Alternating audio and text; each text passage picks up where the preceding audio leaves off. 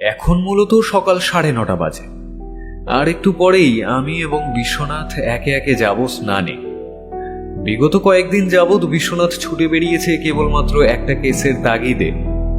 অবশ্য শুধু যে কেবলমাত্র বিশ্বনাথ ছুটেছে এমনটা নয়, আমি যেহেতু তার সঙ্গে কোমর বেঁধেছি, তার সঙ্গে তার কাছে আসা প্রত্যেকটা কেস সলভের সময় তার ছায়া সঙ্গী হওয়ার যেহেতু প্রতিজ্ঞা করেছি, তাই আমি তার সাথ দেব, হে আর বিশেষ কি।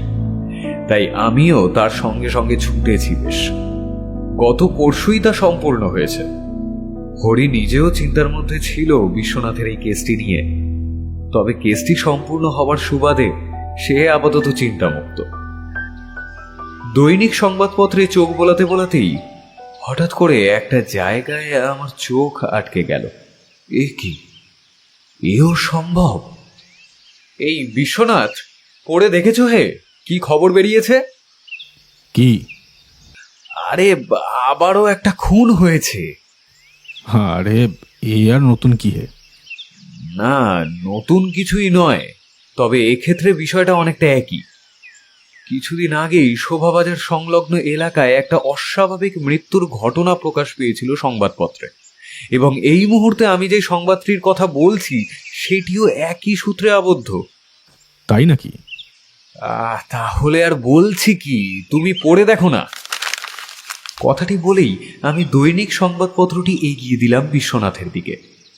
সে বেশ কিছুটা সময় ধরে যেই অংশটিতে সংবাদটি প্রকাশিত হয়েছে সেই জায়গাটি নেড়ে চেড়ে পড়তে চেষ্টা করল, কিন্তু শেষ পর্যন্ত সে সম্পূর্ণ মনোযোগ সহকারে সেই সংবাদটি পড়া সম্পূর্ণ করতে পারল না।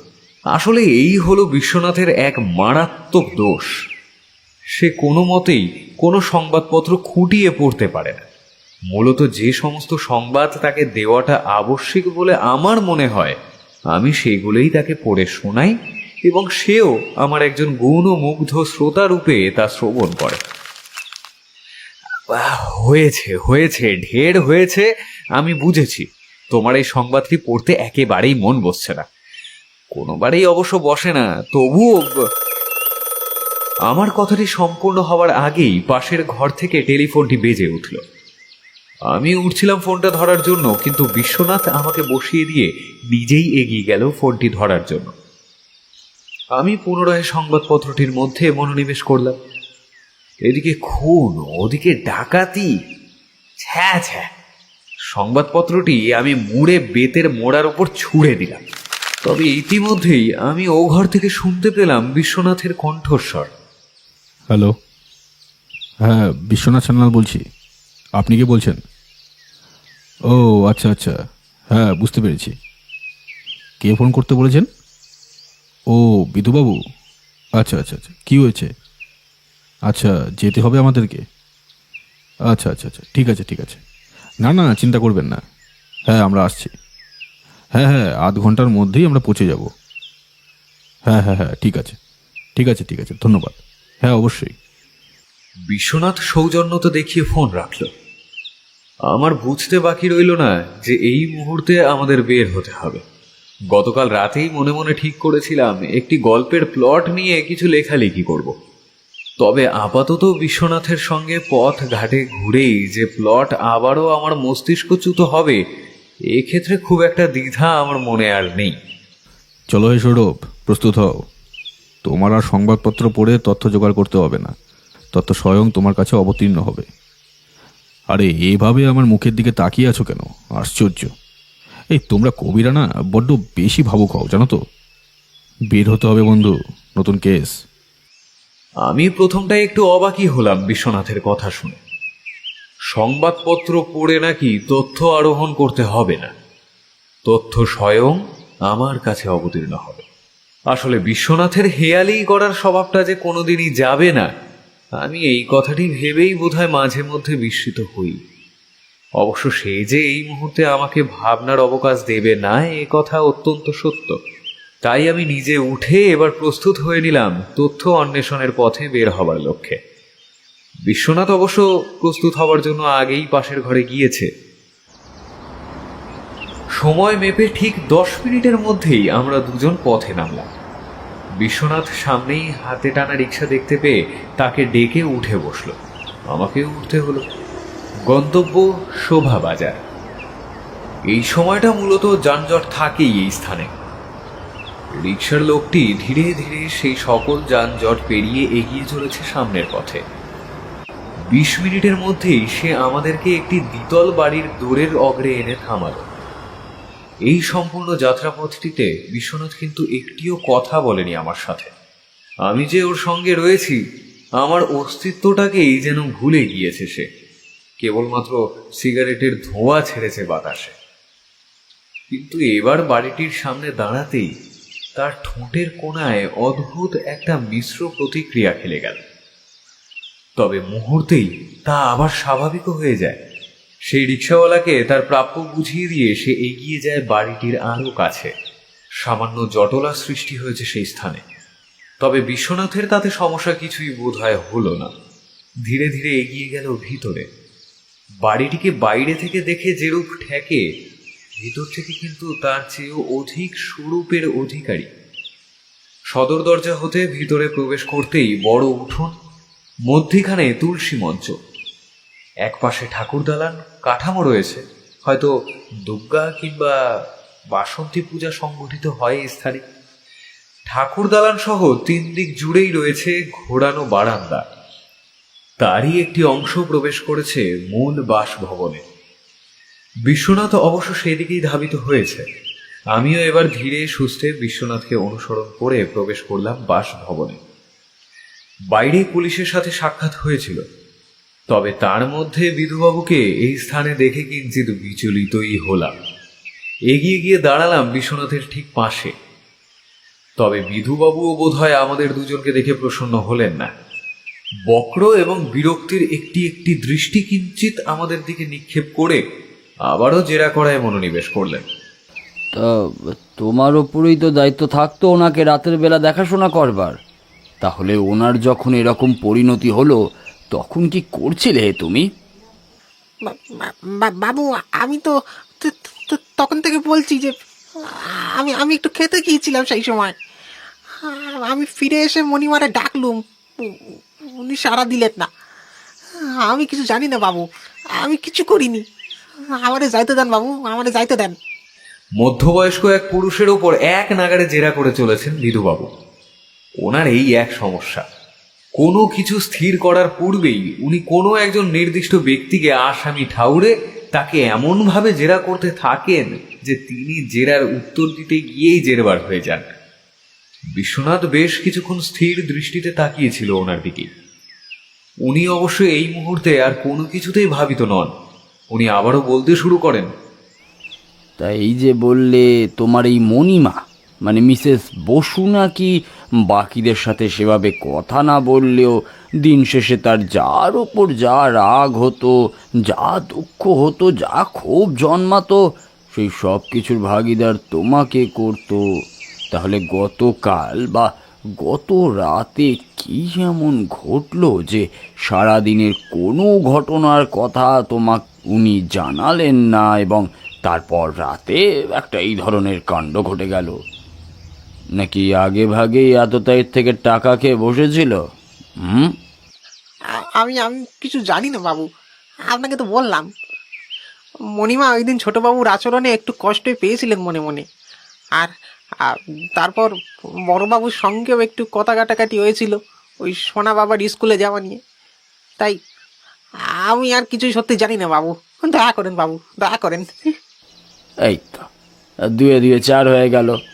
বড়জনের সাথে বচসা এতটাই তুখর ছিল যে মধ্যরাত্রে নিজের মাকে খুন করে ফেরার হলো, আর যা দিয়ে মারলো সেটাও ছোট ভাইটির থেকে জোগাড় করলো। ওহ, কি মোটিভ মাইরি! আমি দেখলাম বিশ্বনাথের কপালে এবার ভাঁজ পড়তে শুরু করেছে। ও যে ওই মোটিভ ও ওই ছোট ভাইয়ের থেকে জোগাড় করেছে, এই শব্দ দুটো শুনেই কপালে ভাঁজ পড়েছে, তা অন্তত এতদিন ওর সাথে ঘুরে ঘুরেই আমার কাছে যথেষ্ট স্পষ্ট। তবে বিধুবাবু কিন্তু তখনও থামেননি।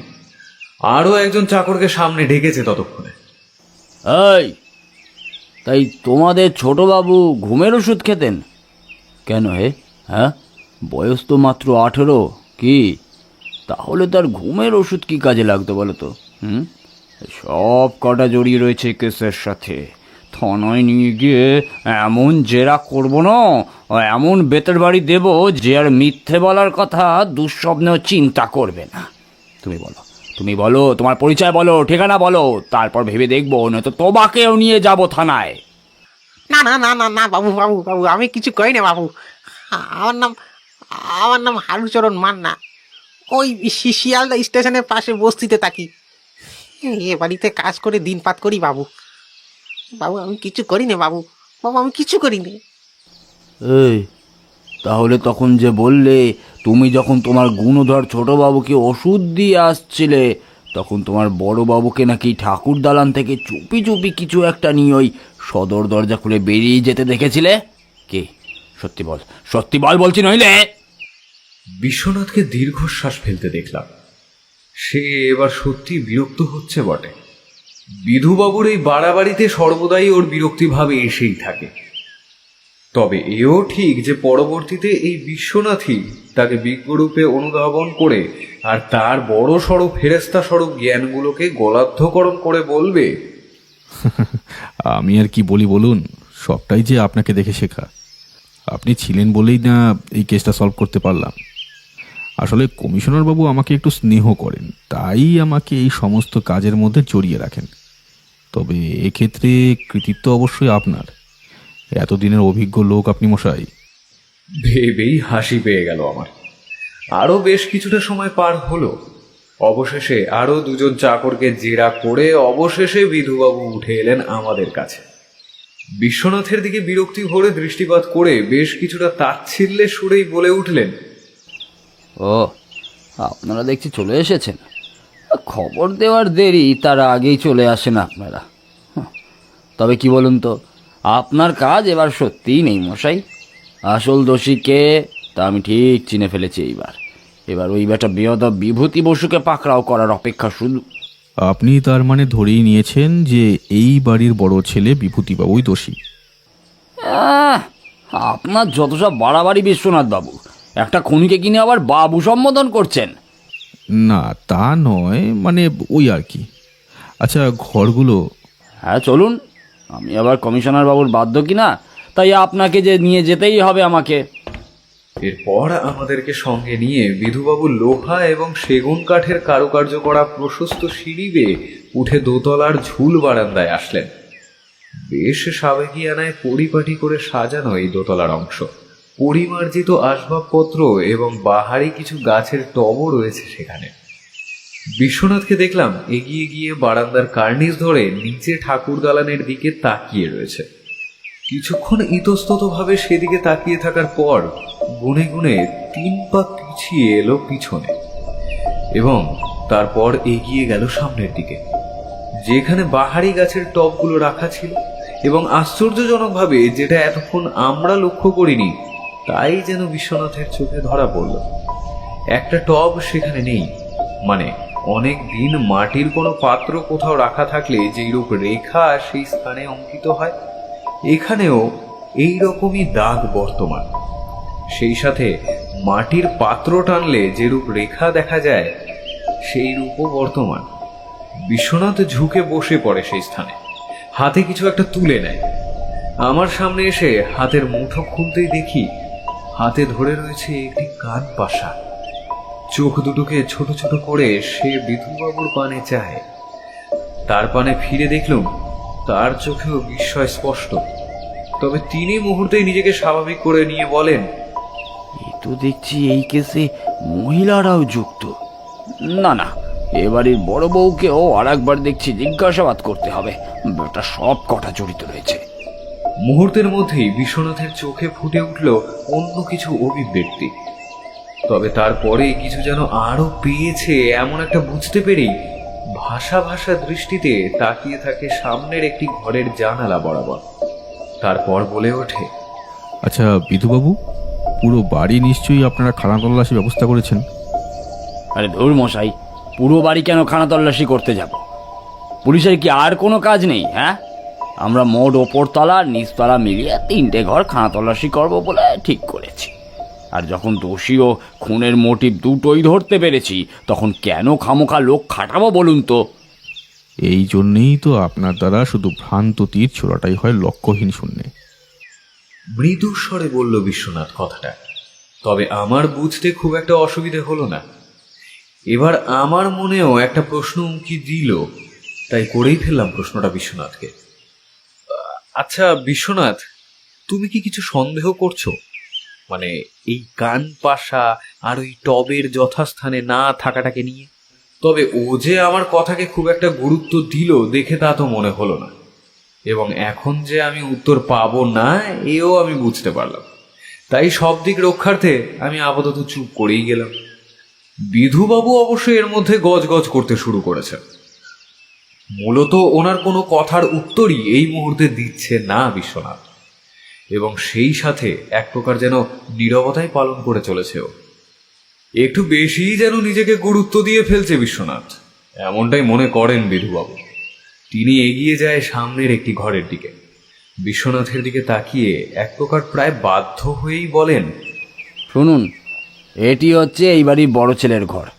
এখানেই মূলত সস্ত্রীক তাদের খোকাকে নিয়ে তারা বসবাস করেন। আগেই তো বলেছি বড় ছেলে ফেরার, তবে ঘরে তার ওই 7 বৎসরের খোকা আর বড় বউ মৈত্রী দেবী রয়েছেন। আপনি ওনাকে জিজ্ঞাসাবাদ করেছেন গতকাল যখন ঘটনাটি ঘটেছে তখন উনি কোথায় ছিলেন? কিছু শুনেছেন কিনা? কিংবা তার স্বামীকে যেভাবে আসামি হিসাবে আপনারা ঘোষিত করছেন, সেই আভাস পাওয়ার পরে তার আচরণের কোনো পরিবর্তন কি আপনারা লক্ষ্য করেছেন? তার আমি জিজ্ঞেস করিনি ভাবছেন? হ্যাঁ, ওনার পুরো নাম মৈত্রী বসু, বয়স 21 বৎসর, ম্যাট্রিক অবধি পড়ালেখা চালিয়ে গিয়েছেন, তারপরে বিয়ে এবং এই বাড়িতে আসা। শাশুড়ির সাথে তার সম্পর্ক ছিল কাঁচা মিঠে আমের ন্যায়, তবে বুড়ি বড্ড বিশ্বাস করতেন এই বড় বউকে। আর কিছু? না, আর কিছু জিজ্ঞেস করার প্রয়োজন আছে বলে তো কই আমার মনে হয়নি সেই সময়, তাই আর কিছু জিজ্ঞাসা করিনি। তবে কান পাশার বিষয়টা নিয়ে এবার অবশ্যই আমাকে ওনার সঙ্গে কথা বলতে হবে। ভালো জিনিস মনে করিয়েছেন মশাই তো আপনি। আপনি আমাকে এবার মিসেস বসুর ঘরে নিয়ে চলুন। আশা করি ওনার মৃতদেহ এখনো ওনার ঘরেই রয়েছে। হ্যাঁ, তা তো রয়েছে, এখনও মৃতদেহ ওপর থেকে নিচে নামানো হয়নি। আপনি চলুন, আমি নিজেই নিয়ে যাচ্ছি। বড় বউ এবং ছেলের ঘরের দুটো ঘর পরেই মিসেস বসুর ঘর। আপাতত ঘরের দরজা ভেজিয়ে রাখা ছিল। বিধুবাবু হালকাভাবে হাতের চাপ দিতেই দরজাটি খুলে যায় আমাদের সামনেই। ঘরে প্রবেশ করতেই সবার প্রথমে আমাদের চোখে যেটা পড়ে তা হচ্ছে একটি পেল্লাই বড় কারুকার্য করা পুরনো দিনের খাট। দক্ষিণমুখী একটি বিরাট বাতায়নের পাশে রাখা রয়েছে কাঠের তৈরি আলমারি এবং শৌখিন আয়নার ড্রেসিং টেবিল। দেওয়াল জুড়ে ছড়িয়ে রয়েছে একাধিক শৌখিন মূর্তি এবং তৈলচিত্র।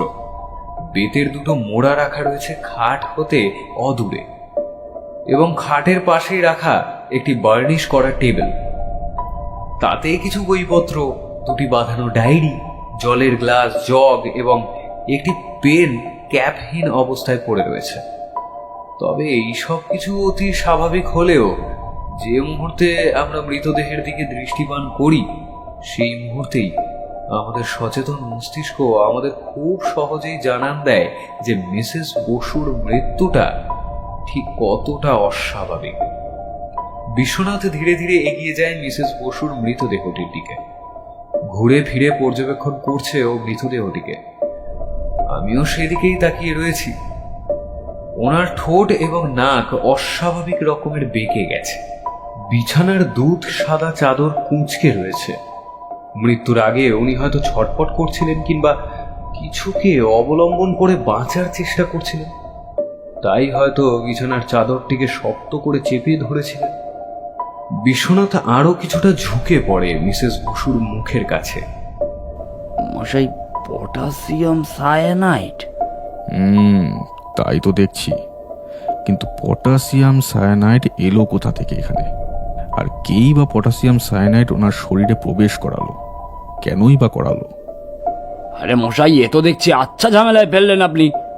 সবটাই তো শুনলেন যে মিসেস বসুর বড় ছেলে বিভূতি এই কাণ্ড ঘটিয়ে বাড়ি থেকে ফেরার হয়েছে। ওই তো এগুলো এনেছে মায়ের সঙ্গে বচসা এবং সেই সাথে সম্পত্তির ভাগ বাটোয়ারা। ওনার শেষ কথাটা শুনে এবার বিশ্বনাথ বিধুবাবুর দিকে এগিয়ে আসেন। আমারও যে কথাটা শোনার পর অবাক লাগেনি এমনটা কিন্তু নয়, এর মধ্যে আবার সম্পত্তির ভাগ বাটোয়ারার বিষয়ও লুকিয়ে আছে। অবশ্য এটা আসাটাই স্বাভাবিক। বিশ্বনাথের মুখ দেখেই বুঝলাম তখন বিধুবাবু খুনের মোটিভ বলতে কি বোঝাতে চেয়েছিলেন তা এবার ওর কাছে স্পষ্ট হলো। ওনার চোখের দিকে সরাসরি তাকিয়ে ও এবার জিজ্ঞেস করলো, সম্পত্তির ভাগ বাটোয়ারা বলতে? আসুন আসুন এদিকে, বাইরে বের হওয়া যাক, তারপর সব খোলসা করে বলছি আমি। বিধুবাবু ঘরের বাইরে পা বাড়ায়, কিন্তু বিশ্বনাথ তখনও ঘরের মধ্যেই স্থির। ওর চোখ তখন খুঁজে চলেছে অন্য কিছু, বারবার করে মৃদু মাথা দোলাচ্ছে, যেন কোনো একটা অসঙ্গতি ও এখানে লক্ষ্য করতে পারছে, কিন্তু সেই অসঙ্গতি ঠিক কোন দিক থেকে সেটা উদ্ধার করে উঠতে পারছে না। তবে কয়েক মুহূর্তের মধ্যেই ও যত দ্রুত সম্ভব এগিয়ে যায় বিছানার পাশে রাখা টেবিলটার দিকে। টেবিলের ওপর থেকে জলের গ্লাসটা তুলে নেয় ও। অর্ধেক জল রয়েছে এখনো তাতে। নাকের কাছে নিয়ে সেই জলের ঘ্রাণ নেয় ও, এবং তারপর জলটাকে সামান্য নাড়া দেয়। বেশ কিছুক্ষণ স্থির দৃষ্টিতে তাকিয়ে থাকে সেই জলের গ্লাসের দিকে। তারপর কিছুই হয়নি এমন একটা ভাব করে জলের গ্লাসটাকে আবার আগের জায়গায় রেখে ও বেরিয়ে আসে বাইরে। হ্যাঁ মশাই, আপনি হয়তো জানেন যে মিসেস বসুর সম্পত্তির হিসেব নিকেশ যেই উকিল তদারকি করতেন, 3 দিন আগে অস্বাভাবিক রকমভাবে তারও মৃত্যু হয়েছে। তার খাবারের সঙ্গে মিশিয়ে এমন কিছু তাকে খাওয়ানো হয়েছিল যা ওনার শ্বাসনালীকে ক্ষতবিক্ষত করে। আমাদের ধারণা ওনার খাবারেও হয়তো পটাশিয়াম সায়ানাইডের বড়ি মেশানো হয়েছিল।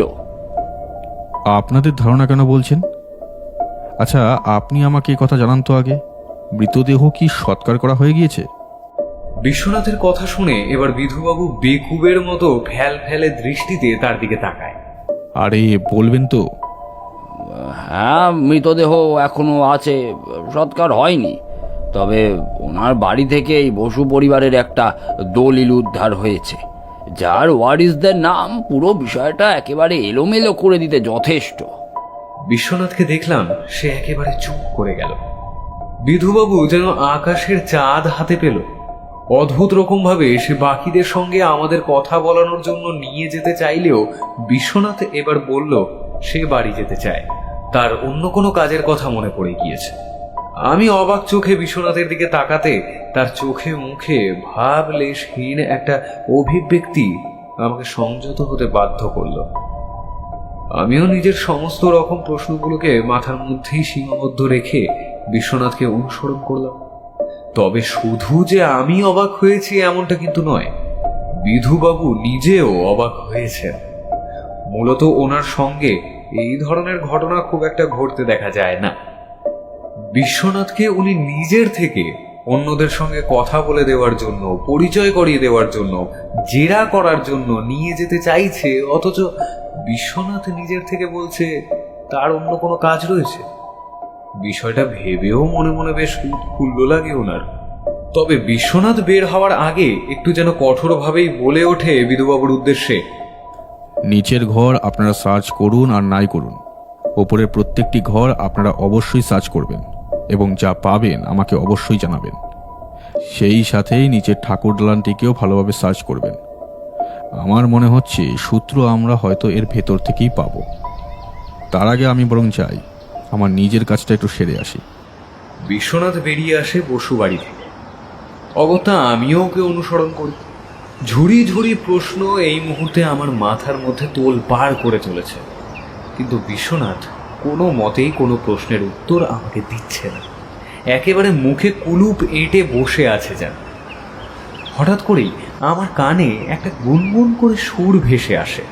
পাশে তাকাতেই দেখি বিশ্বনাথ গুনগুন করে গাইছে, কর্মক্ষেত্রে জীবমাত্রে মায়া সূত্রে সবাই গাথা, কেহ পুত্র কেহ মিত্র কেহ ভার্যা কেহ ভ্রাতা, কেউ সেজে এসেছেন পিতা কেউ স্নেহময়ী মাতা, কত রঙের অভিনেতা আছেন কত সাজে সেজে, এ মায়া প্রপঞ্চময়। বিশ্বনাথের এই কাণ্ডগুলো দেখেই আমার মাঝে মধ্যে বড্ড বেশি বিরক্ত লাগে। আমাকে কোনো কথার উত্তর দিচ্ছে না। এই মুহূর্তে ওর ঠিক কি কাজ করার রয়েছে যার জন্য ও এখানে সমস্তটা না দেখেই চলে আসলো, আর যাচ্ছেটাই বা কোথায়? এটা তো মেজবাড়ির রাস্তা নয়। আমার সত্যি ভীষণ রাগ হয় এবার। ওর এই করে গান ভাজাতে তা যেন আরো দ্বিগুণ বৃদ্ধি পায়। আচ্ছা বিশ্বনাথ, তুমি সেই তখন থেকে হেয়ালি করে চলেছ। এতগুলো প্রশ্ন আমার মাথার মধ্যে এসে ভিড় করেছে, তার একটারও যথার্থ উত্তর আমি খুঁজে পাচ্ছি না। তুমি খোলসাও করছো না, কেবল একটার পর একটা এলোমেলো ঘটনাকে এক সূত্রে বাঁধতে চাইছো। তোমার মতলবটা কি হে ভাইয়া, বলবে কিছু? আগের মতো ভাবে এবারেও বিশ্বনাথের অভিব্যক্তিতে কোনো পরিবর্তন এলো না। তবে বেশ কিছুটা পথ হেঁটে এগিয়ে যাওয়ার পরে সে আমার উদ্দেশ্যে বলল, বুঝলে সৌরভ, সমস্যা বড় জটিল। হয়তো একই সূত্রে সব কিছু বাধা পড়ে রয়েছে। এখন শুধু আমাদের সেই সূত্রগুলিকে ধরেই সামনের দিকে এগিয়ে যেতে হবে। আপাতত আমরা যাচ্ছি বেহালার নিকটে অবস্থিত বসু পরিবারের পারিবারিক উকিল ফণিত মিত্রের বাড়িতে। হ্যাঁ, এই রে, ভুলে গেলাম কি করে আমি এটা। আমি তো আগেই সংবাদপত্রটি পড়েছিলাম, সেখানেই তো বসু পরিবারের সঙ্গে যুক্ত এই উকিলের নাম, ঠিকানা সবকিছুই ব্যক্ত করা ছিল। এতক্ষণে আমার কাছে সবটা পরিষ্কার যে আমরা ফরিদ মিত্রের বাড়ির উদ্দেশ্যেই চলেছি। টুকটাক দু একটা কথা ছাড়া আর সেরকম ভাবে আমার এবং বিশ্বনাথের মধ্যে কথাবার্তা হলো না। বলা যেতে পারে বিশ্বনাথ হয়তো সম্পূর্ণ বিষয়টা ভাবনার জন্যই এবং একাগ্রতা বজায় রাখার জন্যই আপাতত একেবারে চুপ থাকল। প্রায় ঘন্টাখানেক পরে আমি এবং বিশ্বনাথ নির্দিষ্ট স্থানে গিয়ে উপস্থিত হলাম। একটি পাকা বাড়ি, অথচ পুরনো ধাঁচের। বাড়িটির সামনে বেশ কয়েকটা ছোটখাটো ঘুমটি ঘর করা রয়েছে। মুখশুদ্ধি, পান মশলা, পান, তামাক জাতীয় জিনিসপত্র বিক্রি করা হয় হয়তো সেই ছোট্ট দোকানগুলি থেকে। আমি দেখলাম বিশ্বনাথ বাড়ির ভেতরে যাওয়ার পরিবর্তে সেখানকারই দোকানগুলিতে এগিয়ে গেল। অগত্যা আমি ওর পিছু নিলাম এবং একটি ছোট্ট পান বিড়ির দোকানের সামনে গিয়ে উপস্থিত হলাম। বিশ্বনাথ অত্যন্ত সন্তর্পণে সেখানে যে বয়স্ক ভদ্রলোক ছিল তার থেকে দুটি সিগারেট নিল। তারপর তার উদ্দেশ্যে বলল, আচ্ছা, এই যে উকিলবাবু এখানে থাকেন না, ফরিদবাবু, উনি কেমন মানুষ কিছু বলতে পারবেন? শুনেছি উনি বিশাল বড় উকিল মানুষ। আসলে মামলা মোকদ্দমায় একটু জড়িয়ে পড়েছি আমি এবং আমার এই দাদা। ওনার সঙ্গে তাই জন্য একটু জরুরি দরকারে কথা বলতে এসেছিলাম। কিন্তু আমি একভাবে তাকিয়ে রইলাম বিশ্বনাথের মুখের পানে। যদিও বিশ্বনাথ এমনটা করেই থাকে। দোকানে বসা বয়স্ক ভদ্রলোকটি এবার আমাদের মুখের দিকে তাকিয়ে একটু অপ্রস্তুতিতে পড়েই বলল, বাবু যে মারা গিয়েছেন আপনারা শোনেননি? এ তল্লাটে তো সকলেই জানে সে কথা। বড় ভালো মানুষ ছিলেন উনি। আপনারা যান না, ভেতরে যান, বৌঠান আছেন ভেতরে। আসলে বাবুর মৃত্যু কোনো স্বাভাবিক মৃত্যু ছিল না। লোকে বলছে ওনাকে নাকি খুন করা হয়েছে। ও আচ্ছা আচ্ছা, ধন্যবাদ। এরপর বিশ্বনাথ ওনার হাতে সিগারেটের অর্থমূল্য চুকিয়ে দিয়ে এগিয়ে গেল বাড়ির সদর দরজার দিকে। আমিও এগিয়ে গেলাম ওর সাথে সাথে। দরজার কড়া নাড়াতেও ভেতর থেকে প্রথমে কোনো সাড়া শব্দ এলো না। কিছুক্ষণ পরে আবারও যখন বিশ্বনাথ সশব্দে দরজার কড়া নাড়ল, তখন ভেতর থেকে শীর্ণ আর্দ্র কণ্ঠের কণ্ঠস্বর শোনা গেল, যাই। খানিক বাদে দরজা খুললেন একজন ভদ্র মহিলা। তিনি আমাদের ভেতরে আসার আহ্বান করলেন। আমি এবং বিশ্বনাথ বেশ কিছুক্ষণ পাশাপাশি বেতের মোড়ায় বসে ঘরটিকে দেখছিলাম। বেশ ছিমছাম সাজানো গোছানো পরিপাটি একটি ঘর। ভদ্রমহিলা অত্যন্ত কুঞ্চিত হয়েই আমাদের সামনাসামনি কিছুটা দূরত্ব রেখে বসেছেন। ক্রমাগত ফুঁপিয়ে কেঁদেই চলেছেন উনি। ওনার নাসারন্ধ্র ক্রমশ ফুলে ফুলে উঠছে। ওনার ঠোঁট জোড়া তীর তীর করে কাঁপছে। সাদা থান পরিহিতা, সবেমাত্র বৈধব্য যোগ ঘটা সেই ভদ্রমহিলাকে দেখলেই বোঝা যাচ্ছে হঠাৎ করে স্বামীর এভাবে চলে যাওয়াতে সে ঠিক কতটা বিপর্যয়ের মধ্যে এসে পড়েছেন। বেশ কিছুক্ষণ নীরবতার পরে সেই ভদ্রমহিলাই প্রথম নীরবতা ভঙ্গ করলেন। আপনারা আপনারা কি বলতে চান বলুন? বিশ্বনাথ যেন এই মুহূর্তটারই অপেক্ষা করছিল। সেই জন্য উনি কথাটি বলার সঙ্গে সঙ্গে বিশ্বনাথ বলে উঠল, নমস্কার, আমি বিশ্বনাথ সান্যাল। এবং ইনি হলেন সৌরভ বসু। বিশ্বনাথের কথা শুনে মহিলাটি এবার আমাদের মুখের দিকে স্পষ্ট দৃষ্টিতে তাকালেন। বিশ্বনাথ অবশ্য খুব একটা গুরুত্ব না দিয়ে আবারও বলতে শুরু করলো, আমরা দুঃখিত মিসেস মিত্র, আপনাকে এই অসময়ে অপদস্থ করছি। তবে আপনি হয়তো শুনে থাকবেন যে মিস্টার মিত্র মারা যাওয়ার 2 দিন পরেই বসু পরিবারের কর্ত্রীও খুন হয়েছেন। অদ্ভুত রকমভাবে দুটো মৃত্যুই ঘটেছে প্রায় একই পদ্ধতিতে। সেই কারণেই আজ আপনার কাছে এখানে আমাদের আসা। আপনার সঙ্গে আমাদের কিছু জিজ্ঞাসাবাদ রয়েছে, আশা করব আপনি আমাদের যথাযথ উত্তর দেবেন। তাহলে আমরা হয়তো মিস্টার মিত্রেরও খুনের পিছনে ঠিক কে রয়েছে সেই মাথাকেও খুঁজে বার করতে পারবো খুব সহজেই। ভদ্রমহিলা আবারও ফুপিয়ে উঠলেন। তবে এবার তিনি দমলেন না, আর্দ্র কণ্ঠেই বলতে শুরু করলেন, আমি জানতাম জানেন তো, আমি জানতাম এরকম কিছু একটা ঘটবে। আমি এইরকমটাই আভাস পাচ্ছিলাম। আমি ওনাকে বারবার বারণ করেছিলাম এই সমস্যার মধ্যে না জড়াতে, কিন্তু উনি আমার কোনো কথা শুনলেন না, কোনো কথা শুনলেন না। আপনি আভাস পেয়েছিলেন মানে? কিছু কি এমন ঘটেছিল যা অস্বাভাবিক? ঘটেছিলই তো, জানেন তো, উনি সব সময় সত্যের পথে হাঁটতেন।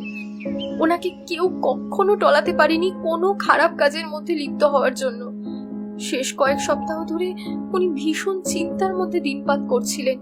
কোনো একটা কেস নিয়ে তিনি যেন ভীষণ পরিমাণে অসন্তোষের মধ্যে ছিলেন, এমনটাও আমি বুঝতে পারছিলাম।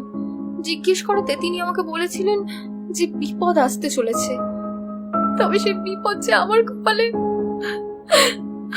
ঈশ্বর, সর্বনাশ হয়ে গেল আমার, সম্পূর্ণভাবে সর্বনাশ হয়ে গেল আমার সংসারটার। ভদ্রমহিলা আবারও ডুকরে কেঁদে উঠলেন। শাড়ির আঁচল মুখে চেপে ধরে সেই কান্নাকে দমন করার চেষ্টাও করলেন, তবে তিনি সফল হতে পারলেন না। বিশ্বনাথ এবং আমি দুজনের মধ্যে কেউই এই মুহূর্তে ওনাকে কোনো কথা বললাম না, কিংবা ওনাকে ক্রন্দনরত অবস্থা থেকে বাধাও দিলাম না। বেশ কিছুক্ষণ পর উনি নিজেই স্বাভাবিক হলেন। তারপর আবারও আমাদের উদ্দেশ্যে বলতে লাগলেন, বসু বাড়ির কর্ত্রী আমার স্বামীকে বড্ড ভরসা করতেন। তার স্বামীর সময় থেকেই আমার স্বামী ওই বাড়ির সমস্ত মামলা মোকদ্দমা এবং সম্পত্তির হিসেব নিকেশ দেখে আসছেন। তাই পরবর্তীতে বসু কর্ত্রীও আমার স্বামীকে সেই জায়গাটি দিয়ে রেখেছিলেন। তবে আমি ভাবিনি যে এই আমার স্বামীর কাল হবে।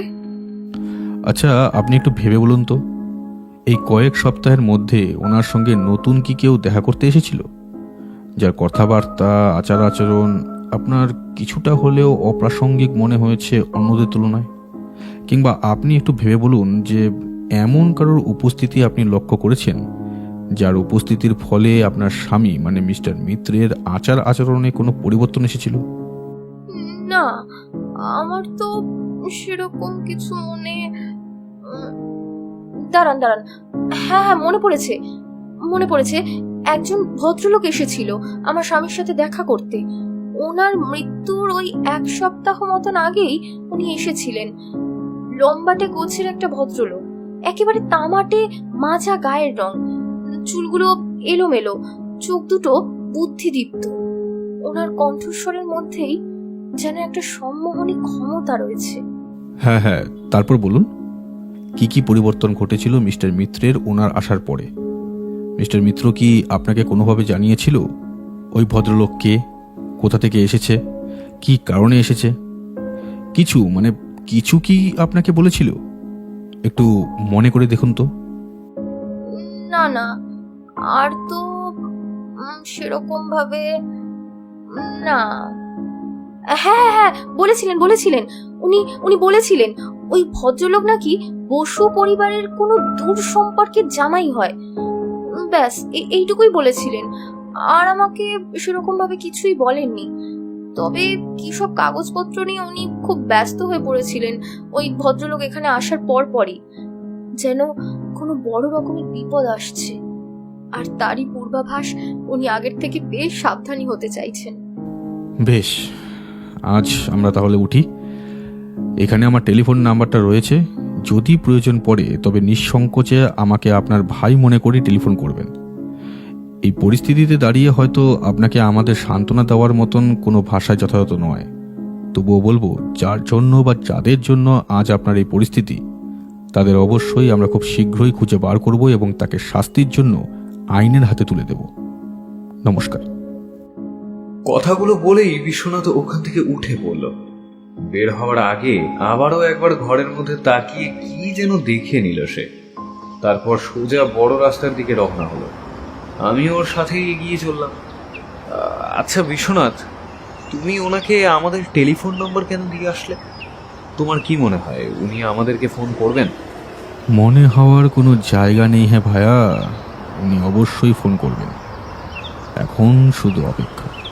তবে মেলা দেরি হলো, বাড়ি ফিরে নাওয়া খাওয়া সেরে আমাদের আবারও একবার বসু বাড়িতে যেতে হবে। সেই সময় যেই জেরা আমি অসম্পূর্ণ রেখে সেই বাড়ি থেকে বেরিয়ে এসেছিলাম, সেই জেরাই এবার সম্পূর্ণ করতে হবে। আমরা দুজনেই এরপর যথাসময়ে নিজেদের বাড়ির উদ্দেশ্যে রওনা হলাম। তবে এবার আসার পথে বিশ্বনাথকে আগের বারের তুলনায় অনেক সতেজ মনে হলো।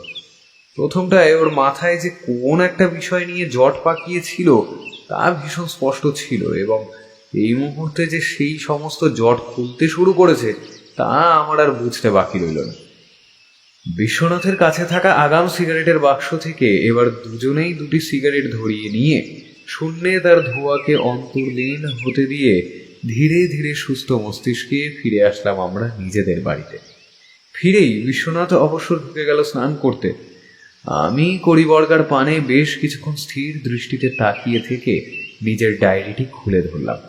যা ঘটেছে তা যদি আমি বিন্দুমাত্র এই মুহূর্তে না লিখি তাহলে আমার স্বস্তি নেই। নিচে ভাতের হোটেল থেকে তখন বিস্তর শোরগোল শোনা যাচ্ছে। আমি এবং বিশ্বনাথ কিছুক্ষণ অপেক্ষা করে তারপর দুপুরের খাবার সেরে অল্প বিশ্রাম করছিলাম। তবে আপাতত ওকে দেখে বোঝার উপায় নেই যে এই মুহূর্তেও অবসর যাপন করছে না কোনো কিছুর জন্য অপেক্ষা করছে। কিছু মুহূর্ত সেভাবেই কেটে গেল। তারপর বিশ্বনাথ উঠে গেল বাইরের বারান্দায়। আমি যদিও তখনও অলসভাবেই পড়ে রয়েছে আরামকে দাঁড়ায়। ইতিমধ্যেই শুনলাম পাশের ঘরে টেলিফোনটি বাজছে। আমি আর উঠে যাওয়ার কষ্টটুকু করলাম না।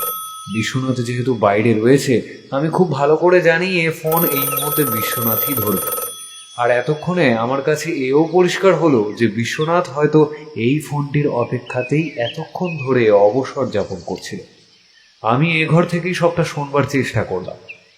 হ্যালো, ও হ্যাঁ বলুন। না না, সেরকম কোনো সমস্যা আপনি তৈরি করেননি। বলুন আপনি ওদিকে কি খবর পেলেন? আপনারা কি তল্লাশি চালিয়েছেন ঘরগুলিতে? কিছু কি পেয়েছেন আপনারা ঘর থেকে?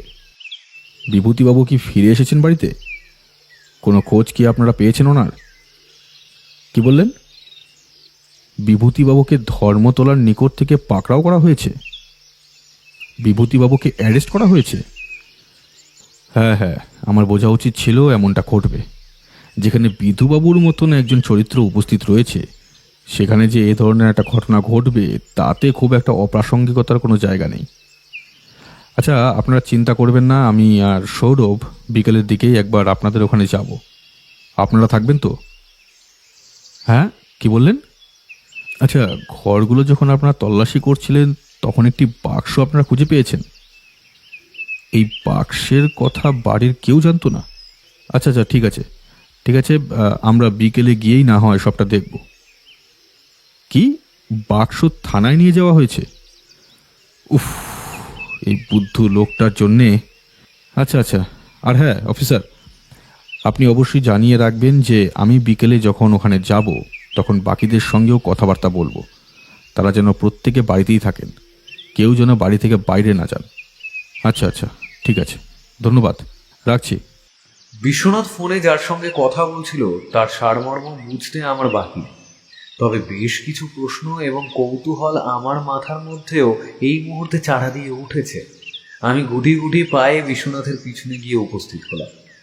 বিশ্বনাথ টেলিফোনের রিসিভারটি নামিয়ে রাখতেই আমি বিশ্বনাথের উদ্দেশ্যে বললাম, তোমার কথা শুনে মনে হলো বিভূতি বাবুকে অ্যারেস্ট করা হয়েছে।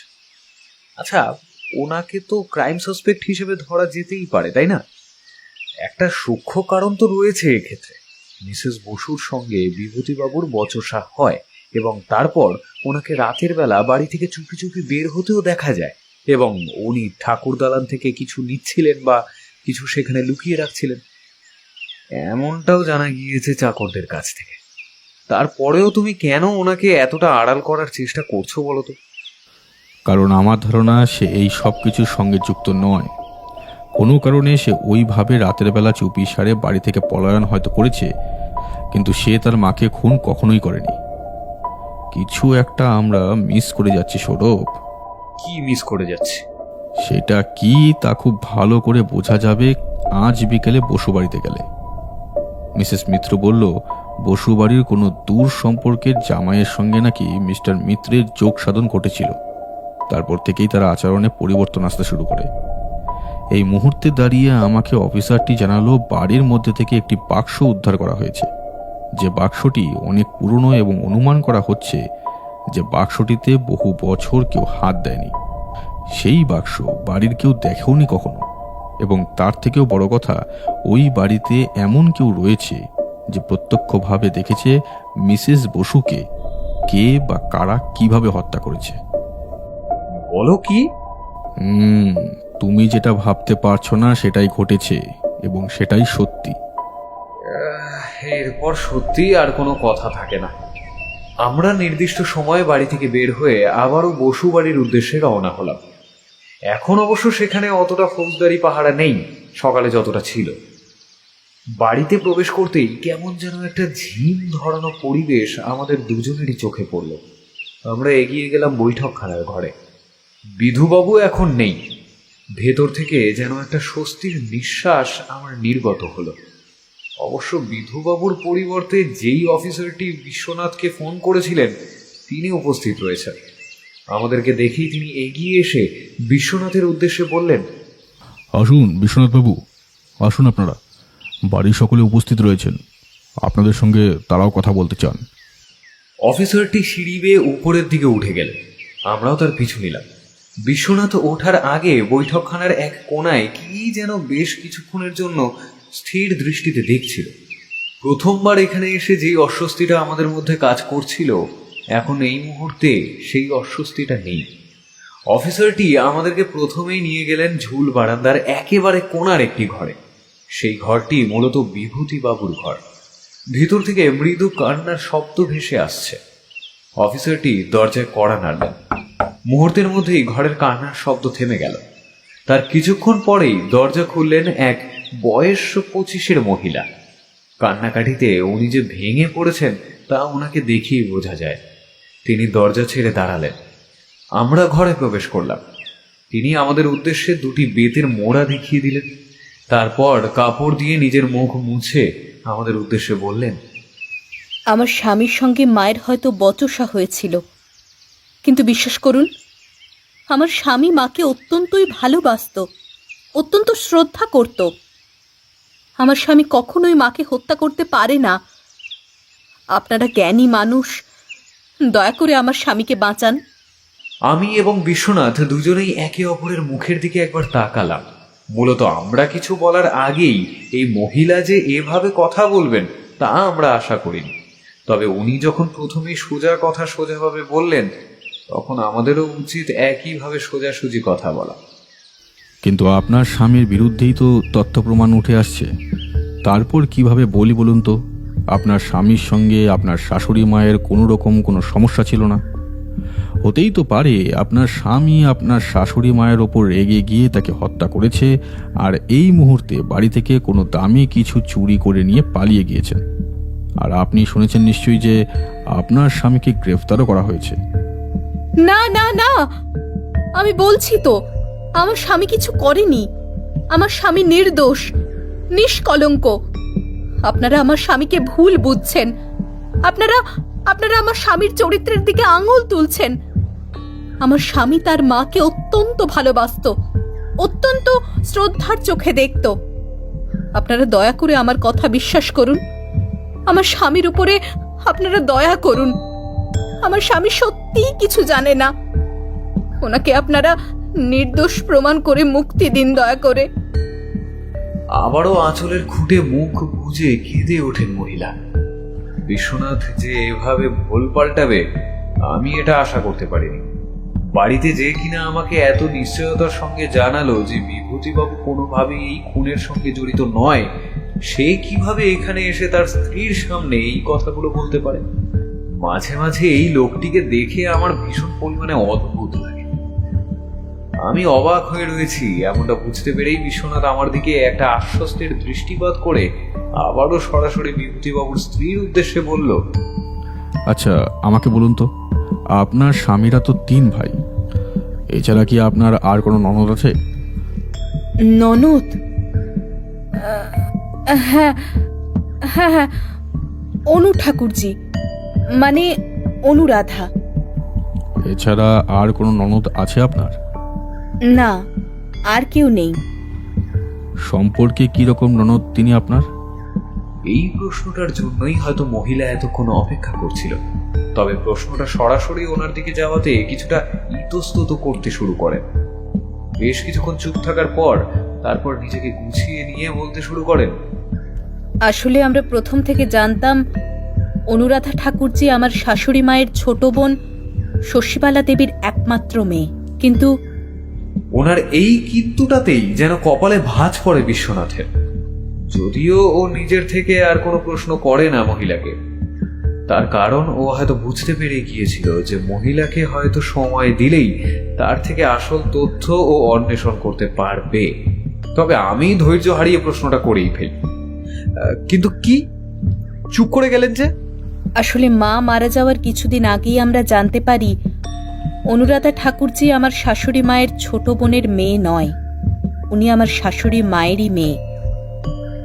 মেজ ঠাকুরপুর সঙ্গে একসঙ্গে একই গর্ভে তারা দুজনে বেড়ে উঠেছেন এবং ভূমিষ্ঠ হয়েছেন। না চাইতেও আমার চোখটা বিশ্বনাথের দিকে গেল এবং আমি ওর চোখে মুখে যেন এই মুহূর্তে একটা অস্ফুট উচ্ছ্বাসিত ভাব লক্ষ্য করতে পারলাম। কি করে জানতে পারলেন যে অনুরাধা, মানে যাকে আপনারা এতদিন দুঃসম্পর্কের ননদ ভেবে এসেছেন, তিনি আপনার শাশুড়ি মায়ের বোনের মেয়ে নয়? মহিলা উদাস দৃষ্টিতে কড়িবর্গার দিকে কিছু মুহূর্ত তাকিয়ে রইলেন। তারপর একটা দীর্ঘশ্বাস ফেলে ক্ষীণ কণ্ঠে বললেন, ওই সর্বনাশা উইলের জন্যই সবটা হলো। আমাদের এই সুখের সংসারে আগুন জ্বলল, আর সেই আগুনে দগ্ধ হচ্ছি আমরা এই গোটা বসু পরিবার। কি লেখা ছিল সেই উইলে? আচ্ছা, এই যে আপনার ঠাকুরজির নামে আপনার শাশুড়ি মা এই সম্পত্তির এতটা অংশ লিখে দিলেন, এতে আপনার এবং আপনার স্বামীর বা আপনাদের এই পরিবারের বাকিদের কি রকম প্রতিক্রিয়া হয়েছিল? আপনারা মন থেকে মেনে নিতে পেরেছিলেন এই ঘটনাটাকে? সম্পত্তির মায়া বড় মায়া, জানেন তো। তবে কি বলুন তো, আমার স্বামীকে আমার শাশুড়ি মা যথার্থ শিক্ষা দিয়ে বড় করেছেন, তাকে প্রতিষ্ঠিত করেছেন। আমার স্বামী এই মুহূর্তে আদালতের একজন মধ্য পর্যায়ের নামকরা উকিল। তিনি ওকালতি করে যা আয় করেন তা দিয়ে আমাদের 3 জনের সংসার খুব ভালোভাবে চলে যাবে। এবং তার থেকেও বড় কথা, আমরা এই সম্পূর্ণ পরিবারের সঙ্গে থেকে খুশিতে ছিলাম। সম্পত্তি আজ আছে, কাল তো নাও থাকতে পারে, তাই না? আপনাদের হয়তো কথাটা নাটকীয় শোনাবে, কিন্তু এই সম্পত্তির ভাগ বাটোয়ারা নিয়ে আমি কিংবা আমার স্বামী কেউই খুব একটা মাথা ঘামায়নি। মায়ের সম্পত্তি মা যাকে যতটুকুর জন্য যথাযোগ্য মনে করেছে তাকে ততটুকু দিয়েছে। এতে আমরা কেন কথা বলবো বলুন তো? বটে। আচ্ছা, আমরা তবে উঠি। প্রয়োজন পড়লে অবশ্যই আবারও আপনার সঙ্গে কথা বলবো। নমস্কার। ঘর থেকে বের হতেই যাব আমরা, তার আগে বিছানা লাগোয়া একটা টেবিলে চোখ যায় বিশ্বনাথের। অবশ্য আমিও পরে বিশ্বনাথের দৃষ্টি অবলম্বন করে সেই দিকেই দৃষ্টিপাত করি। টেবিলের উপর রাখা রয়েছে একটি মোটা বই। বিশ্বনাথ সেই দিকেই এগিয়ে যায়। বইটি কেমিস্ট্রির বই। বইটি যে কেউ পড়ছিল তার আভাস স্পষ্ট। বইয়ের একটি পৃষ্ঠার মাঝখানে একটি পেন্সিল রাখা রয়েছে। বিশ্বনাথ বইটি খোলে। সেখানেই হলুদ রঙের কালি দিয়ে কয়েকটা লাইন চিহ্নিত করা রয়েছে। বিশ্বনাথ জায়গাটি ভালো করে পড়ে। পটাশিয়াম সায়ানাইড নিয়ে সেখানে বিস্তারিত কিছু লেখা রয়েছে। বিশ্বনাথ বইটিকে যথাস্থানে রেখে ফিরে আসে বিভূতিবাবুর স্ত্রীর সামনে। তার দিকে তাকিয়ে জিজ্ঞেস করে, যতদূর সম্ভব আপনার স্বামী যে সকল বই পড়ে সেগুলো আইনের বই, কিন্তু এখানে যে বইটি রয়েছে সেই বইটি মোটেই আইনের বই নয়। এটি কেমিস্ট্রির বই, অর্থাৎ রসায়নের বই। এই বইটি যতদূর সম্ভব আপনার ছোট দেওরে। বইটি এখানে কিভাবে আসলো বলতে পারেন? বিশ্বনাথের কথায় থতমত খেয়ে যায় ভদ্রমহিলা। তারপর মৃদু কণ্ঠে বলে, খোকা বোধহয় ভুল করে নিয়ে এসেছে এই বইটিকে এখানে। আসলে ভারী দুরন্ত আমার ছেলেটি। বই পড়তে সে বড় ভালোবাসে। তার আবার ছোট কাকার সঙ্গে ভারী ভাব। সবসময় এই বই সেই বই সে তার কাকার ঘর থেকে এই ঘরে নিয়ে এসে রেখে দেয়। পরে তার কাকা এসে এখান থেকে বই খুঁজে নিয়ে যায়। এখানেও হয়তো তেমনটাই কিছু ঘটেছে। এতক্ষণে এবার আমার চোখ গেল ঘরের কোনায় একটি ছোট্ট বাচ্চার দিকে। খুব বেশি হলে 7 কি 8 বছর বয়স হবে তার। বুদ্ধিদীপ্ত চোখ, চঞ্চল চাহনি, তবে এই মুহূর্তে অত্যন্ত ভয় পেয়ে রয়েছে সে। তার থমথমে মুখ দেখলেই তা বোঝা যায়। সকলকে অবাক করে দিয়ে বিশ্বনাথ আর কাউকে কিচ্ছু না বলেই ঘর থেকে বেরিয়ে গেল।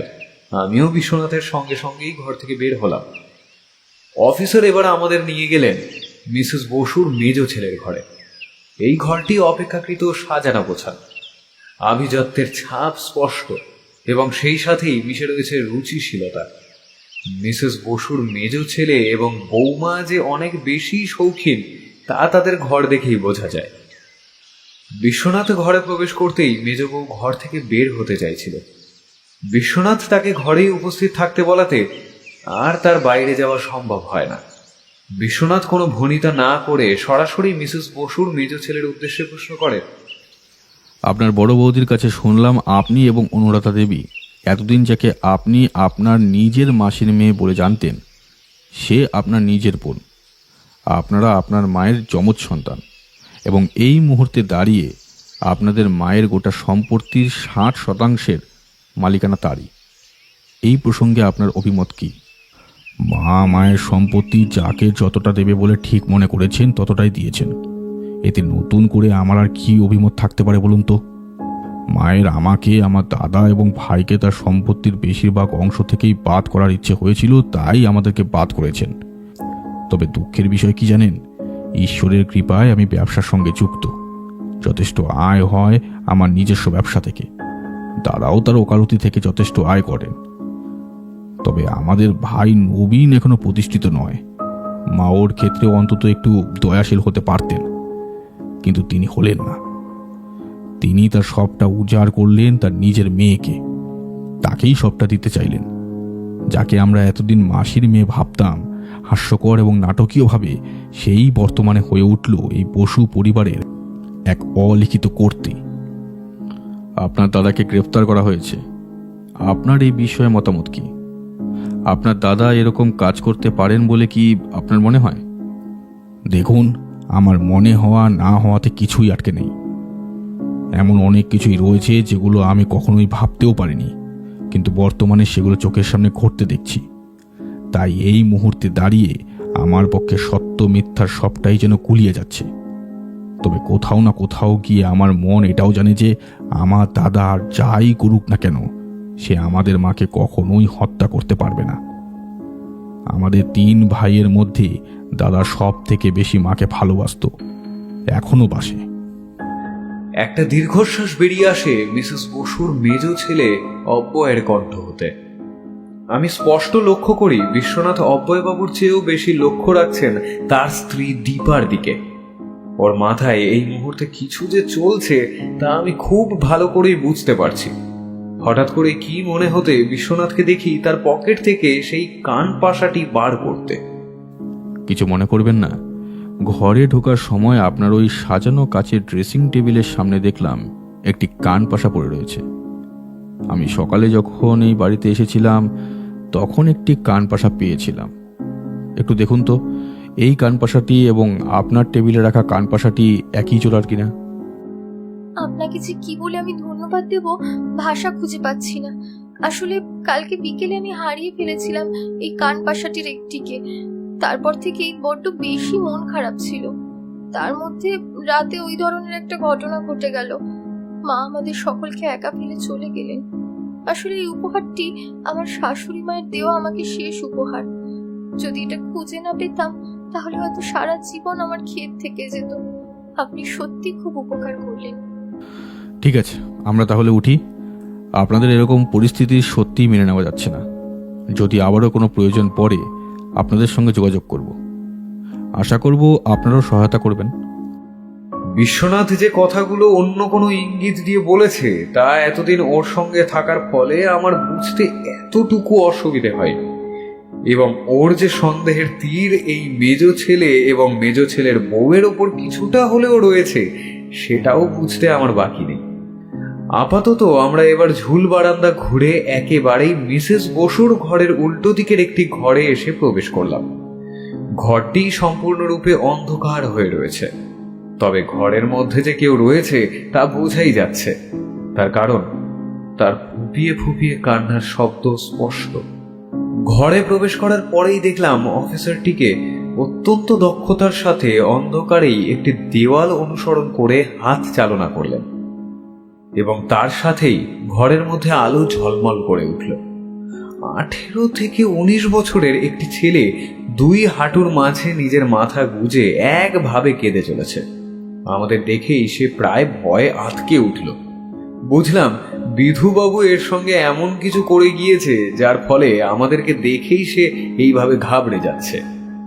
আমরা কিছু বলবো বা ওকে কিছু সান্ত্বনা দেব তার আগেই ও এক নাগাড়ে বলতে শুরু করলো, আমি আমি করিনি কিছু, আমি করিনি, আমি কিচ্ছু করিনি, বিশ্বাস করুন আমাকে, আমি কিচ্ছু করিনি, আমি কিচ্ছু করিনি, আমি আমি তো কিছুই জানি না, আমি আমি সত্যি কিছু জানি না, আমি তো ঘুমাচ্ছিলাম, আমি আমি ওষুধ খেয়ে শুয়ে পড়েছিলাম। বলুন আমি কি করে জানবো? আমি নিজেও মাকে খুব ভালোবাসতাম, আমি কেন মাকে খুন করবো বলুন? আমি মাকে খুন করতে সাহায্য করব কেন করব? আমি কিছু করিনি, আমি কিচ্ছু করিনি, আপনারা বিশ্বাস করুন আমি কিচ্ছুটি করিনি, বিশ্বাস করুন আপনারা। তুমি শান্ত হও, তুমি শান্ত হও। আমরা তোমাকে কিছু বলছি না, আমরা তোমাকে ধরতেও আসিনি, আমরা বলছি না যে তুমি খুন করেছো। আমরা শুধু তোমার সঙ্গে একটু কথা বলবো, তুমি আমাদের সঙ্গে একটু কথা বলো। তুমি শান্ত হও। অফিসার, আপনি প্লিজ ওনাকে একটু জল দিন তো। অফিসারটি এগিয়ে গিয়ে ছেলেটিকে জল দিল। ছেলেটি জল খেয়েও ঠক ঠক করে কাঁপছে। বিশ্বনাথ বিধুবাবুর মুন্ডপাত করতে করতে বলল, ক্রাইম সাসপেক্ট নির্বাচন করা একরকম, আর তার ওপর কোনো কিছু আগামাথা না বুঝেই যথারীতি টর্চার চালানো এটা হলো আরেক রকম। এই মানুষটার মাথায় যে কবে বুদ্ধি হবে, কবে যে উনি স্বাভাবিক হবেন, এখন আমি বুঝে পাই না। ওনার এই হটকারী সিদ্ধান্তের ওপর ভিত্তি করে কোনো মানুষের ওপর অত্যাচার চালানোটা সত্যি আর মেনে নেওয়া যাচ্ছে না। এবার আমাকে কমিশনার সাহেবকে সমস্তটা জানাতেই হবে। বিশ্বনাথ ধীরে ধীরে ছেলেটির কাছে এগিয়ে গেল। ছেলেটিকে মেঝে থেকে তুলে বিছানার ওপর বসিয়ে দিল। তারপর ছেলেটির দুটো হাত শক্ত করে ধরে তার চোখের দিকে একটা গভীর চাহনিতে তাকিয়ে তাকে আশ্বস্ত করার মতো করেই নরম স্বরে বলল, এতটা ভয় পেও না, ভয় পাবার মতন কিছুই হয়নি, তুমি শান্ত হও। আমি শুধুমাত্র তোমাকে কয়েকটা প্রশ্ন করার জন্য এখানে এসেছি, আর কিছুই নয়। তবে আরও একটা কথা আমি তোমাকে দিতে পারি, তুমি যদি কোনো দোষ না করে থাকো তাহলে তোমার কিছুই হবে না। তবে হ্যাঁ, একটা শর্ত রয়েছে, তোমাকে কিন্তু আমার প্রশ্নের উত্তরগুলো যথাযথভাবে দিতে হবে। ছেলেটি হয়তো কিছুটা শান্ত হলো। তারপর বিশ্বনাথের দিকে নিভু নিভু দৃষ্টিতে তাকিয়ে বলল, আপনি বলুন, আমি বলছি। তুমি নিশ্চয়ই শুনেছ যে তোমার মাসির মেয়ে অনুরাধা সে তোমার নিজের দিদি। হ্যাঁ শুনেছি, আমি জানতাম অনু দিদি আমার নিজের দিদি। ছেলেটির কথা শুনে বিশ্বনাথ আমার মুখের দিকে তাকালো। আমিও সত্যি অবাক হয়েছি ওর এই উত্তর শুনে। কি করে জানলে? একবার পুজোর সময় মাসির বাড়ি গিয়েছিলাম, সেই সময় জামাইবাবুর সঙ্গে মাসিমার কথাবার্তা আমি শুনে ফেলেছিলাম। তবে আমি বিষয়টা নিয়ে খুব একটা পরে ভাবিনি, তার কারণ দিদি সে তো দিদিই হয়, তাই না? সে আমার নিজের দিদি হোক আর সে আমার মাসির মেয়েই হোক, দিদি আমাকে বরাবরই বড্ড ভালোবাসতো, বড্ড স্নেহ করতো। তোমার দিদি এই মুহূর্তে এই বসু পরিবারের সম্পূর্ণ সম্পত্তির 60% মালকিনী। সেটা কি তুমি জানো? না তো, এইসব কথা তো আমি জানি না। এমনটাই ঘটেছে, তোমার মাই এমনটা করে গিয়েছেন। তুমি এবার আমাকে বলো তো, তোমার মাসির বাড়িটি ঠিক কোথায়? আমি তোমার মাসিমার সঙ্গে কথা বলতে চাই। তোমার মাসি কি তোমার দিদি আর জামাইবাবুর সাথেই থাকেন? হ্যাঁ, মাসিমা, দিদি আর জামাইবাবু একসঙ্গে সাঁতরাগাছির কাছেই থাকেন। ঠিক আছে, অনেক ধন্যবাদ তোমাকে। তবে একটা কথা, তোমার কেমিস্ট্রি সাবজেক্টের উপর পড়াশোনা, তাই তো? ছেলেটি মাথা নাড়লে বিশ্বনাথ আবারও প্রশ্ন করে, তোমার বুঝি তোমার দাদার ছেলের সঙ্গে বড্ড বেশি ভাব? সে বুঝি তোমার বইপত্র ঘাটাঘাটি করে বিস্তর? হ্যাঁ, তা তো করে। শুধু অপু নয়, মেজ বউঠানও আমার বই পড়েন। আমি তো তাকে বই এনেও দিই। এছাড়াও আমার বইপত্র পড়েন। তোমার মেজ বউঠান? হ্যাঁ। আচ্ছা, ঠিক আছে, তোমার থেকে আমার যা যা জানার ছিল আমি জেনে নিয়েছি। তবে আরেকটা কথা, নিজের বইপত্র সবসময় নিজের কাছেই গুছিয়ে রাখতে হয়। কখনো এলোমেলো হাতে নিজের পড়ার বই দিতে নেই, সেগুলোকে যথাস্থানে যথাযোগ্যভাবে রাখতে হয়, বুঝলে? আর তোমাকে আরও একটা কথা বলি, যে যাই বলুক না কেন ভয় পাবে না। তোমার ঘুমের ওষুধ চলে আমি শুনেছি, তবে তোমার তো বয়স মাত্র এই 18 কি 19। এই বয়সেই তোমার ঘুমের ওষুধ কেন প্রয়োজন হয়? অতিরিক্ত চিন্তা করো, তাই না? ছেলেটি মাথা নিচু করে নেয়। আমরা বেরিয়ে আসি ঘর থেকে। এরপর বিশ্বনাথ ঠাকুর দালানের দিকে এগিয়ে যায়। বেশ কিছুটা সময় ও ঠাকুর দালানে উঠে চারপাশটা দেখতে থাকে, কাঠামোটাকে স্পর্শ করে, সেটার চারপাশে ও গভীরভাবে দৃষ্টিপাত করে। তারপর সেখান থেকে নেমে আসে। অফিসারকে বিদায় জানিয়ে আপাতত আমাদের বর্তমান গন্তব্য আমাদের নিজেদের বাড়ি। বাড়ি ফিরেও বিশ্বনাথ শান্ত হতে পারল না, অস্থির হয়ে পায়চারি শুরু করলো। ওর অস্থিরতা দেখে আমার নিজেরও একবার সত্যি আশঙ্কা হচ্ছে। ক্রমশ জটিল থেকে জটিলতর হয়ে উঠছে যেন সবকিছু। তবে খুব বেশিক্ষণ এই নিস্তব্ধতা, নীরবতা স্থির হলো না। তার আগেই বিশ্বনাথ আমায় বলে উঠল, জানো ভাইয়া, আমরা হয়তো এই কেসের সূত্রগুলিকে ধরতে পারছি, কিন্তু সেই সূত্রের মধ্যস্থল থেকে খুঁজে বার করতে পারছি না। আমাদের চোখের সামনে থেকে সেই মধ্যস্থলটিকে কেউ বা কারা যেন ভীষণ সুষ্ঠুভাবে আড়াল করার চেষ্টা করছে। সে তো আমিও বুঝতে পারছি বিশ্বনাথ, কিন্তু তোমার কি মনে হয় কে রয়েছে সব কিছুর পিছনে? আর তাছাড়া যেই মেয়ের জন্য এত কিছু, সেই মেয়ে তার মা মারা যাওয়াতেও একবার এলো না সেখানে। এটাও কেমন অদ্ভুত, তাই না?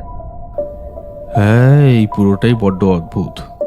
এই মেয়ে জামাই এবং মিসেস বসুর বোন তিনজনেই রহস্যে মোড়া, কিন্তু এখনো টেলিফোন। বিশ্বনাথ কথা শেষ করতে পারল না, তার আগেই পাশের ঘরে টেলিফোনটি আবারও বেজে উঠল। বিশ্বনাথ যেন এই মুহূর্তটারই অপেক্ষা করছিল। ও যত তাড়াতাড়ি সম্ভব পাশের ঘরে ছুটল এবং আমি অপেক্ষা করতে থাকলাম। পাশের ঘর থেকে বিশ্বনাথের কথা শুনতে পেলাম। কি বলছেন? না না, আমরা বসু বাড়িতে গিয়েছিলাম, অনেক কথা সেখানে জানতে পেরেছি। আচ্ছা আচ্ছা, হ্যাঁ বুঝতে পেরেছি। ঠিক আছে, আপনি একদম চিন্তা করবেন না। তবে হ্যাঁ, যেটুকু সময়ের জন্য আপনার বাড়িতে পুলিশ যাচ্ছে না, সেই সময়টুকুতে আপনি নিজের সুরক্ষা বজায় রাখুন।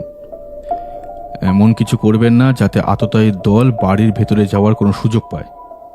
আপনি চারিদিক থেকে দরজা সঠিকভাবে আটকে রাখুন। আমরা যত তাড়াতাড়ি সম্ভব আপনার ওখানে পুলিশ পাঠাচ্ছি। আপনি একদম ভেঙে পড়বেন না এই মুহূর্তে। আপনি ভেঙে পড়লেই সেটা আপনার বিপরীতে যারা রয়েছে তাদের জন্য অত্যন্ত সহজ হয়ে যাবে। আপনি চিন্তা করবেন না, আমরা আসছি, এক্ষুনি আসছি।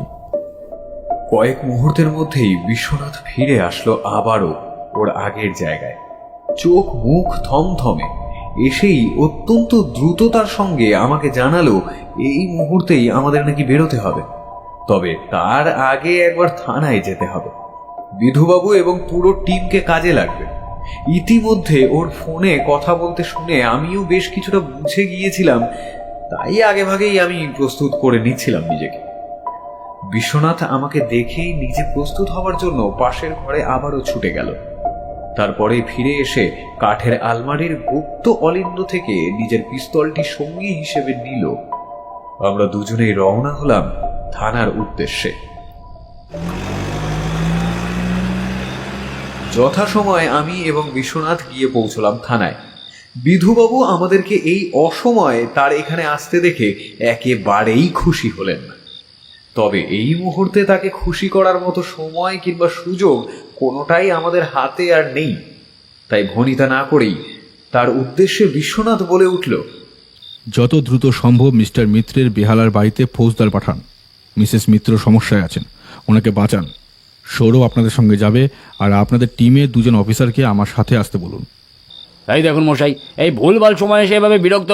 ঠিক আছে, আপনাকে কিছু করতে হবে না।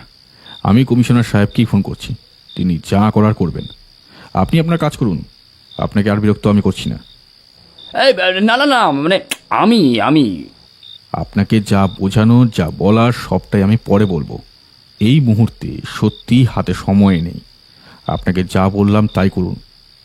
বিশ্বনাথ এমন একটা কেসে একা যাবে আর আমি তাকে যেতে দেব? এ হয় না।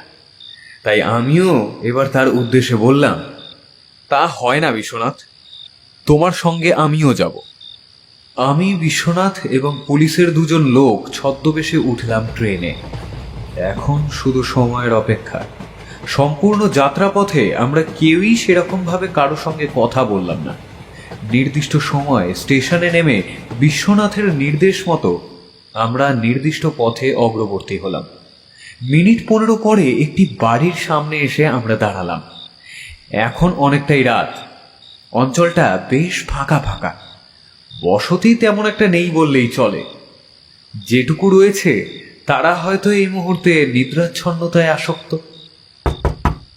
নির্দিষ্ট বাড়ির দরজায় কড়া নাড়া হলে ভেতর থেকে কোনো সাড়া শব্দ পাওয়া যায় না। এমনটা মনে হয় যেন বাড়িতে কেউই নেই।